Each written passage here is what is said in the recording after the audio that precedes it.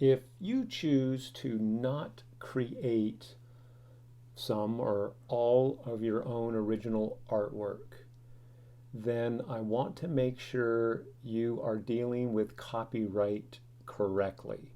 And in your modules, you can go down and you can find in the class tools and resources, we have free image and media resources and copyright Creative Commons. And I already have like a mini lecture and a discussion that deals with copyright and Creative Commons. And I'll make reference to copyright um, likely often in the class. But here's what I want you to do. It's perfectly fine to use other people's work as long as they give you the permission to use that work, or it's openly available. And there's nothing wrong with taking content that exists and then modifying that content. You might modify that content a little bit. You might modify that content to the point that you would never recognize the original. Or just in practicing your different exercises, you may just want to use content that is copyright free and it's content that you have not created yourself, and that expedites the process of exploration and discovery in your design layouts. Sort of takes a busy step out of the way. All right. Now I know as artists and designers, you're likely going to want to create everything, but there are people who take my classes that they're not artists, they're not designers, they've not taken classes or gone to school for that. They're in other majors. And using royalty-free information, royalty-free media is very useful to them. All right, with that being said, again, copyright Creative Commons, you should become very familiar with this. And then we have free image and media resources. So as an example, I'm going to go, I already have this open. I'm just opening this link in a new browser, okay? And I'm going to use Google Advanced Image Search. So I'm going to go ahead and click on this, which takes me here. And in my tone and manner, I mention or I talk about the fact that I like, and if I don't, I should have, but anyway, that I like Russian constructivist design. I've always found the layouts, the colors, the compositions very interesting.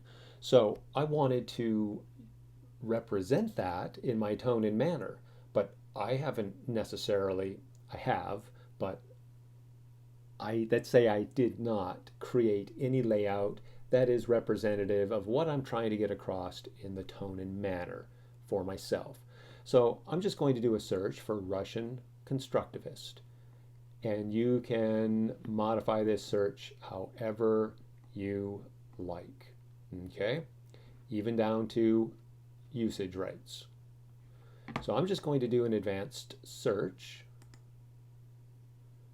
And then I'll take this one step further. I'll go into my tools. Now I'm using Chrome and usage rights. And you can see there's different usage rights. I'll do labeled for non-commercial reuse. You can pick and choose what you want. Okay, I'll just do labeled for non-commercial reuse. And then I'll scroll down, and at one point I will likely find, if I'm lucky here, eventually,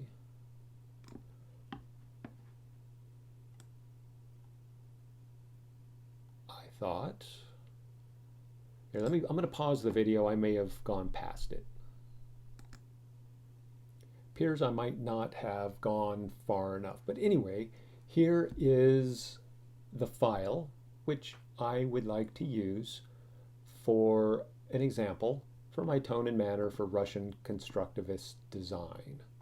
All right, so I'm going to go ahead and click on this, and here is the image. Now I could download it, I could copy this here, but I'm going to do so from Wikipedia Commons. So I'm going to go to Wikipedia Commons, and here is the image. I can download in all our different sizes. There's information which could be helpful to me as far as usage. Here is the name of the file. If we scroll down a little bit more, we can get a description, a date, the source link, and the author's name. All of the information you will need for, at one point, your discussion when you post your images. But again, I ask that you capture this information for any and all images you use in this class which are not yours. And again, it's okay to use work that is not yours as long as you are following the rules correctly.